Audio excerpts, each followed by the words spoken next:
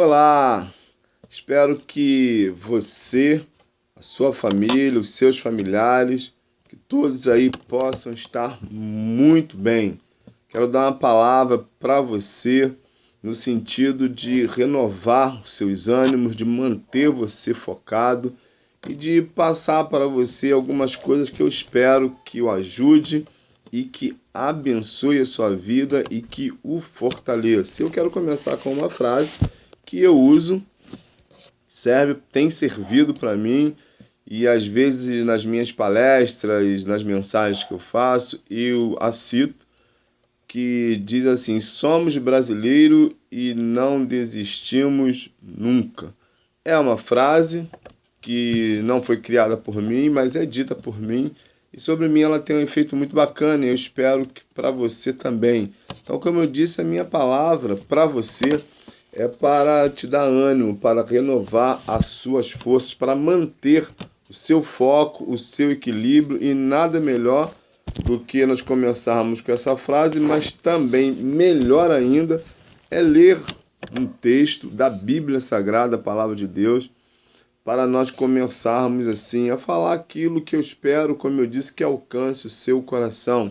Está lá no livro do Antigo Testamento de Lamentações de Jeremias, no capítulo 3, versículos 22 e 23, que diz-nos assim: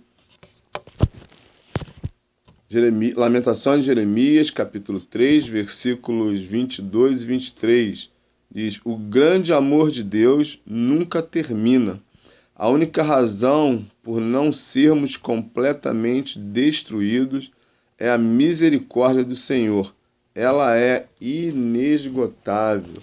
O texto começa falando do amor de Deus para comigo, para com você, para com todos nós. É o grande amor de Deus que nos abraça, que estende a mão para nós. Isso é muito importante, que o amor de Deus é proteção. Quem ama, cuida. É a frase que nós temos e é verdade, Deus cuida de nós. Mas tem uma palavra que eu quero destacar com você, que é a palavra misericórdia. Diz assim: a misericórdia do Senhor, ou as misericórdias do Senhor, são a causa porque nós não somos destruídos. Misericórdia tem a ver com uma série de palavras, de outras palavras, e eu quero compartilhar com você um pouco sobre essa palavra misericórdia, que na verdade misericórdia é o cuidado de Deus sobre nós. Como o amor dele nos abraça, é a misericórdia dele que nos traz o perdão, traz sobre nós, o cuidado do perdão, porque nós somos falhos e quando falhamos e pedimos perdão, Deus nos perdoa. Mas misericórdia tem a ver com solidariedade, ser solidário, cuidar do outro, ajudar o outro dentro das possibilidades que temos, e em minhas aulas eu sempre passo isso para vocês. Mas também tem a ver com graça. Graça e bondade. Graça é o favor de Deus sobre você, sobre mim. E é algo, como a própria palavra diz, é de graça. É a graça dele, é o sorriso de Deus, fazendo com que o nosso dia, a nossa vida tenha cor, tenha sabor, fazendo com que a cada dia que nós acordamos, que é permitido por Deus, que nós nos alegremos com o dia, sabendo que é mais uma oportunidade que o nosso bom Deus nos oferece de podermos rir, de podermos ver pessoas, de podermos abraçar pessoas, de podermos amar as pessoas, de podermos ter contato com o outro. E isso vem pela graça de Deus, pelo favor dele em nos dar vida e nos manter com vida. É a graça de Deus que nos mantém, que mantém a nossa família, que nos mantém, que nos dá a cada dia aquilo que nós precisamos. Isso é graça. Mas tem uma outra palavra também que fala que é bondade. É a palavra bondade. Deus, ele é bom. Deus, ele é muito bom. Não há como mensurar, não há como usar palavras para falar sobre a bondade de Deus. Deus é amor e Ele é bondoso para conosco. E a bondade de Deus leva a nós e precisa nos levar a perceber que tudo que nós temos, além do amor, além da graça, é a bondade. E como é legal pensar nisso, porque isso também vai levando para os outros. Como isso? Ou seja, quando nós, quando você, quando eu, quando nós percebemos que Deus é amor e que nós encontramos nesse Deus soberano a bondade dele para conosco, naturalmente nós vamos transmitir isso para outros. Nós vamos perceber o outro, nós vamos querer cuidar do outro, nós vamos sorrir para o outro, nós vamos querer abraçar o outro. Bem verdade que eu já disse também que nessa pandemia, por enquanto, os abraços estão meio que assim, mas é uma fase que vai passar. Mas daqui a pouco nós vamos estar nos abraçando de novo. Então a bondade é o abraço de Deus também. Nós não podemos ou não devemos, digamos assim, hoje abraçar as pessoas, mas nós podemos sentir o abraço de Deus sobre nós. Deus nos fazendo carinho, Deus nos cuidando, Deus nos amando. Isso é bondade, Deus nos mantendo. Então estou começando e não poderia deixar de começar a falar desse cuidado de Deus, que tudo isso é cuidado de Deus sobre nós. Tendo visto os desafios que temos passado nesses 4 meses, e ainda assim Deus tem mantido você, tem mantido a sua família, a sua vida e tem nos mantido também. E tem uma palavra muito bacana que eu vou passar para vocês e naturalmente vou dar a definição, que nos momentos que nós não percebemos o cuidado, talvez até de pessoas, mas Deus ele cuida de nós a cada momento. Isso é amor, isso é misericórdia, isso é bondade. Uma palavra que expressa muito isso se chama resiliência. Diz a definição de resiliência o seguinte: resiliência é a capacidade do indivíduo, ou seja, cada um de nós, em lidar com situações adversas, superar pressões, obstáculos, problemas, o que eu chamo de desafios, e reagir positivamente a eles sem entrar em conflito psicológico ou emocional. E eu vou repetir aqui algumas partes para que a gente possa assim entender um pouquinho mais isso e explicar para vocês um pouquinho isso. Capacidade do indivíduo em lidar com situações adversas. Olha só, quantas situações adversas aparecem. Eu acabei de citar sobre o Covid-19 e tenho falado isso em algumas aulas. Olha que desafio grande. É nós acostumados à liberdade de ir e vir. Hoje nós estamos limitados ainda, apesar da flexibilização ter acontecido, começado a acontecer, mas a grande realidade hoje é que em muitos lugares nós ainda não podemos ir. E quando podemos ir em algum lugar, é necessário o uso da máscara, do álcool em gel, tomarmos todas as providências. Mas quando nós pensávamos que fôssemos não poder ir ao shopping, e durante tanto tempo, talvez você não possa ir ao shopping até porque os seus pais às vezes impõem a você algumas situações porque você acaba, merecendo, ou entre aspas, ou sem aspas, você acaba por merecer não ir. Você não vai em alguns outros lugares por alguns outros motivos, ou enfim. Mas a grande verdade é que essa imposição, essa limitação, ela é obrigatória. Shoppings fechados, cinemas fechados, praias fechadas, enfim. Durante um tempo, até para ir em determinados lugares na cidade, você tinha que mostrar o crachá de trabalho, carteira de trabalho, enfim, dizendo aonde você ia e por que ia. Desafios. A vida ela nos impõe situações adversas, que são desafios, e que você e eu precisamos fazer o quê? Superar. Não resta outra coisa. Como se vai burlar uma determinação da justiça e aonde as autoridades policiais estão tomando cuidado e para não deixar que aconteça aquilo que por lei foi proibido. Como conviver com isso? Querer ir e não poder. Em locais, em lugares que a gente naturalmente, como cidadão, podemos ir. Como entender isso? Então a gente pensa num bem maior, mas mesmo entendendo que é para um bem maior, para um negócio legal, mas a gente tem dificuldade. Não poder estar no colégio nesse período, olha que desafio. Até você, que às vezes fica de manhã alguns dias, ou não acontece com você.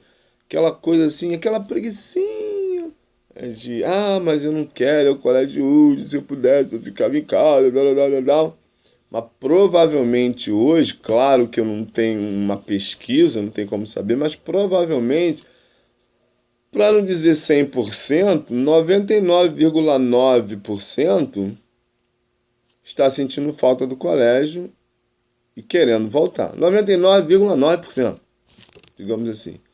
Por quê? Para não dizer 100%, porque eu não tenho certeza.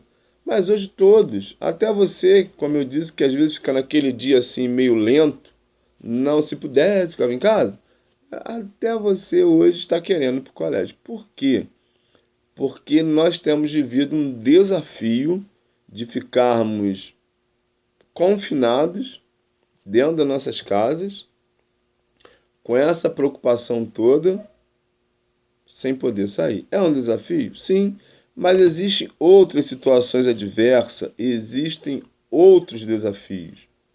O próprio estudar é um desafio, porque o fato de estudar não é estar no colégio simplesmente, não é ir ao colégio, é aprender para daqui a pouco, no futuro, vocês possam estar preparados para enfrentar uma faculdade que vai chegar daqui a pouco, a concorrência no pré-vestibular, antes de ingressar naturalmente na faculdade, os desafios do mercado de trabalho, de ter uma profissão, de ser bem-sucedido. Daqui a pouco o desafio, quando vocês estiverem maiores de idade, vocês vão enfrentar o desafio da família, de criar, de ter a família de vocês. São desafios. São situações que vêm naturalmente.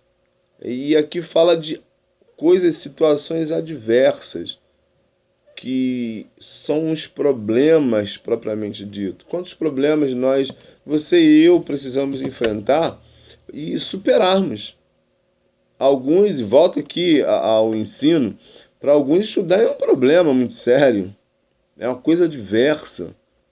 Mas quando você pensa no bem maior, que o maior beneficiário é você começa a superar.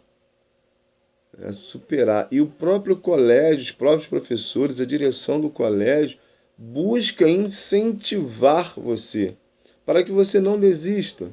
Eu citei nas aulas, em algumas aulas passadas, eu não sei quando foi a aula, mas eu falo muito do aluno estrela. Olha que coisa bacana.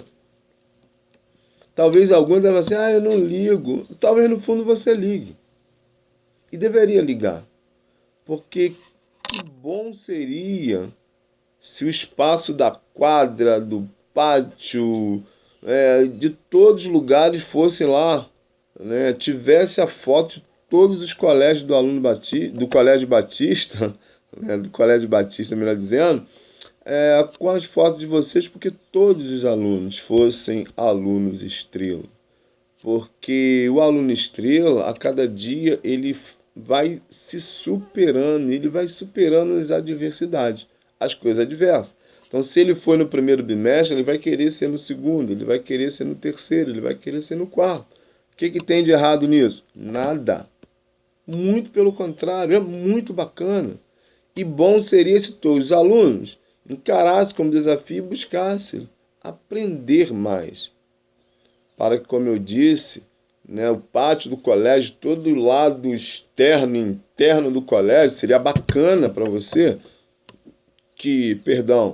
para que você tivesse a sua foto lá cada bimestre, todos os alunos, no mural do aluno estrela. Que coisa bacana. É um desafio? Sim, mas é um desafio que você precisa enfrentar e seria bom se você se desafiasse para poder buscar ser o melhor aluno que você pode ser. E não só o melhor aluno, mas melhor em tudo aquilo que você venha fazer. Porque isso é bacana. Isso agrada não só aos seus pais, os seus amigos, as pessoas que gostam de você, mas agrada a Deus quando cada um de nós, você, eu, todos nós, nos esforçamos buscando fazer com perfeição tudo aquilo que chega às nossas mãos. Não é como a gente diz assim, eu vou fazer meia boca. Eu fazendo tá bom, resolvi o problema. Será que é o suficiente? A ideia é que cada um de nós, naquilo que nós fazemos, isso serve para mim, naturalmente, para mim e para você, que nós precisamos nos esforçar, darmos o nosso melhor. E aí diz assim, né, o restante. Aí eu vou ler tudo mais uma vez para a gente poder caminhar mais um pouco. É muito interessante essa definição. Capacidade do indivíduo em lidar com situações adversas, superar pressões, obstáculos, problemas e reagir positivamente a eles, sem entrar em conflito psicológico ou emocional. É preciso estar ou se preparar cada dia para isso. Porque os desafios, as adversidades, elas acontecem, podem acontecer a qualquer momento. Não tem previsão, não tem uma data. Porque se a gente soubesse, no dia tal, no ano tal, no mês tal, vai vir uma situação adversa sobre mim. Tem como saber. Elas acontecem.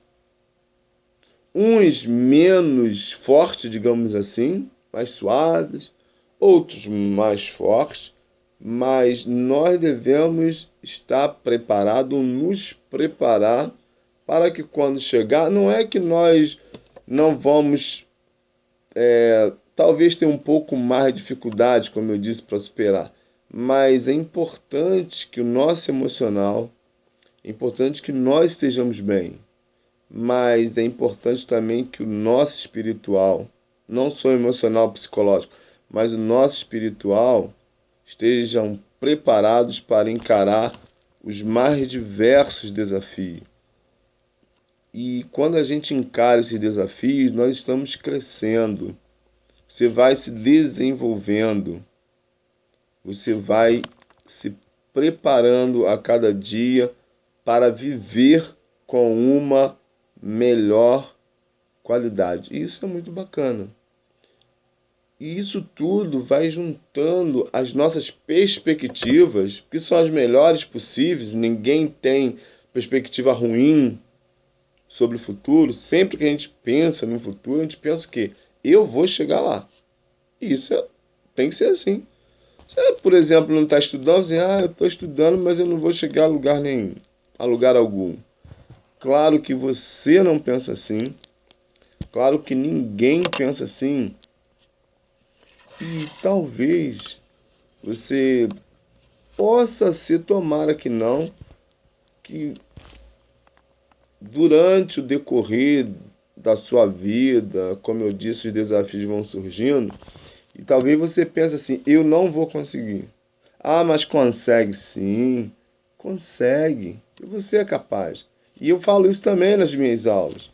E eu vou contar uma experiência para vocês aqui, que eu não lembro se eu já contei, talvez eu tenha contado algumas coisas, mas eu vou contar a minha experiência, uma parte dela, esperando que ajude a você. Que eu poderia chamar de superação. Lembra do desafio? Pois é. Eu sou da família pobre, com muitos irmãos, 12 no total. É gente a beça, né? E graças a Deus por isso, que eu sou um dos últimos. Se não chegasse a um número tal, eu não estaria aqui falando com você. Então, bacana, graças a Deus. Que Deus concedeu o privilégio à minha mãe, ao meu pai, de criar todos nós, 12 irmãos. Coisa bacana. Mas assim, que eu quero contar para você que, eu já disse, uma família pobre, onde a minha mãe e meu pai não tiveram instrução. A minha mãe não aprendeu a ler. Meu pai sabia ler, era um músico, mas era um autodidata, aprendeu música sozinho.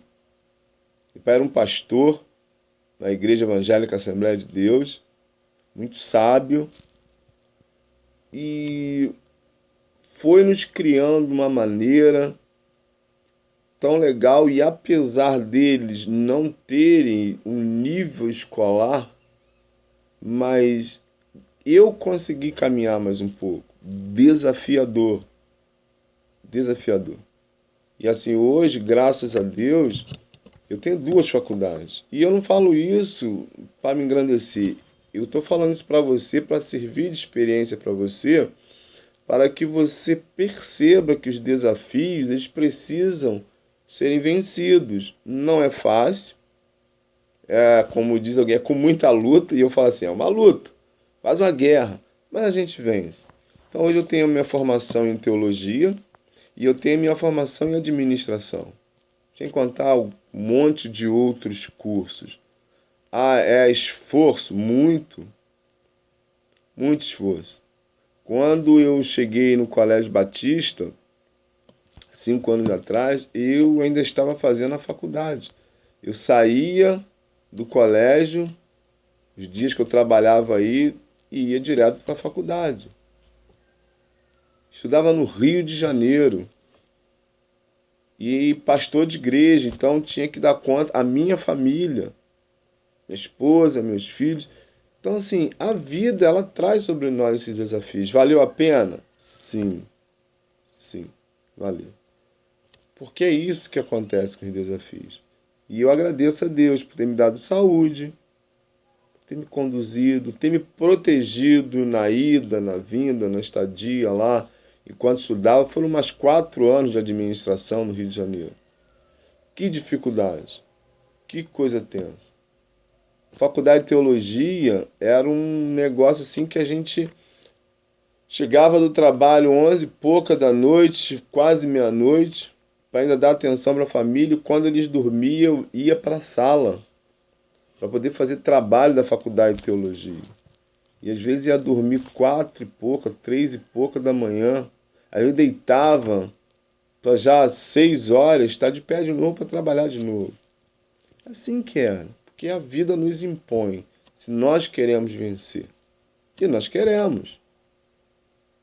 Então é importante, e como eu disse, eu conto isso para você, para que de alguma maneira você não desista, você se sinta assim influenciado e naturalmente você, se seguir nesse curso, você provavelmente não vai precisar, talvez, estudar tanto já tendo família.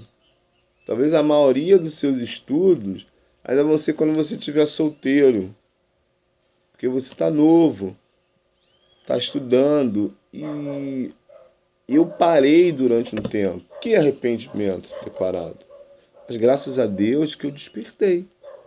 Então, eu quero que você encare agora, não pare, enfrente o desafio, porque isso lá na frente para você vai ser muito legal. E eu comecei lendo um texto falando sobre a misericórdia do Senhor, e eu quero ler um outro texto que mostra que o cuidado sobre você, o cuidado sobre mim, o cuidado sobre todos nós, o cuidado de Deus, ele é fantástico. Os planos de Deus para você, para mim, para nós, vai muito além do que você possa pensar, vai muito além do que eu possa pensar. Nós não conseguimos acompanhar o raciocínio de Deus, que nós somos humanos, mas quando a gente para um pouquinho para refletir, pensar em Deus e ler a Bíblia, que é o livro sagrado, a gente vê como Deus cuida de nós, mesmo que nós não percebamos, e mesmo que nós, às vezes assim, não ligamos para isso. Olha só o que diz o texto lá em Jeremias, capítulo 29. Jeremias 29, versículo 11. Olha só que bacana, diz lá o texto. Porque sou eu, diz o Senhor, que conheço os meus planos sobre vocês, diz o Senhor. Planos de bem, não são planos de sofrimento. Eu lhes darei aquilo que mais desejam, um futuro de paz em sua própria terra. Olha só, vamos aqui por parte, falar sobre esse texto. Diz assim, vamos repetir. Sou eu que conheço os meus planos sobre vocês, diz o Senhor, planos de bem. Então, Deus não tem planos mal para nenhum de nós. É Ele quem conhece os planos que Ele tem para você, para mim, e os planos são bons. Diz, planos de bem. Então, querido, você precisa crer que Deus só tem planos bons para você. Só que crer e agir. É agir, é estudar. Porque sonho nós temos, mas é preciso fazer com que esses sonhos virem realidade, porque só sonhar também não adianta. E o texto começa dizendo, não são planos de sofrimento. Eu lhe darei aquilo que mais deseja. Não são planos de sofrimento. E diz assim, o que você deseja? Já está dizendo aqui, ó, um futuro de paz. Olha que coisa legal. Paz não é ausência de desafios. Paz não é ausência de problemas. Paz é aquilo que vem no nosso coração e nos mostra que, apesar de todos os desafios que vêm sobre nós, o nosso coração vai estar tranquilo, porque nós sabemos que os planos de Deus para nós são os melhores. Porque às vezes a gente começa a acreditar que, mas eu não tinha que passar por isso, não tinha que passar por aquilo. O mundo é desafiador, a vida é desafiadora. Tem um personagem muito interessante na Bíblia, que é Jó. Para você ler lá o livro de Jó, você vai ver que Deus permitiu a Jó passar por diversos desafios, por diversas situações complicadas, adversas, ruins. Mas Deus estava com Jó em todo momento. E no final, Deus dá para Jó o dobro do que ele tinha. E ele tinha muita coisa. Então Deus dá o que ele tinha e ainda dá em dobro. Mas lembra da palavra resiliência? Pois é preciso encarar os desafios sabendo, com vontade de superar esses desafios. É saber que tudo o que nós precisamos para encarar está a nosso favor. O que nós precisamos para encarar o desafio? Primeiramente, Deus. Ele é tudo que você, eu, nós precisamos para encarar os desafios. E Jó tinha essa certeza. E o próprio texto de Jeremias está dizendo que Deus é que conhece os planos que tem para nós e os planos dele são sempre bons. Existe um presente a qual você está vivendo, a qual nós estamos vivendo, que é muito bom viver. Como é bom viver! Ah, meu Deus, como é bom! Existe um futuro que eu não conheço, que você não conhece, mas dentro dos planos de Deus, Ele tem reservado para nós o melhor possível. E aí entra você e entra eu. Qual é a nossa parte? Não desistir. Qual é a nossa parte? Saber que é com esforço que a gente vai conseguir as coisas. Não é parado, olhando, esperando cair do céu. Não. Deus já determinou que os planos são bons, de a gente ter um futuro bacana. Mas Ele só faz aquilo que eu e você não podemos fazer. O caminho está preparado, mas nós temos que trilhar esse caminho. A gente não chega a lugar algum se nós não andarmos. E quando a gente fala em esperança, a gente está falando daquilo que a gente acredita, mas que a gente vai ver quando nós buscamos aquilo a qual nós acreditamos. Então Deus, Ele tem um futuro para nós promissor. Isso é bacana, porque isso nos leva a encarar os desafios, sabendo que em encarando os desafios, em fazendo o melhor que nós podemos, a recompensa virá. E eu quero terminar dizendo para você o seguinte: sonhe, mas sonhe os sonhos de Deus. Acredite, isso se chama fé. Não desista, sonhe sempre, mas haja para que você, lá na frente, possa perceber que você sonhou os sonhos de Deus e você se esforçou para que quando você chegar lá no futuro, e quando você chegar no futuro, você vê que você conseguiu, através da ajuda de Deus, mas também com seu esforço, chegar aonde você chegou. Beijo no coração. Que Deus abençoe você a cada dia. Valeu, tchauzinho.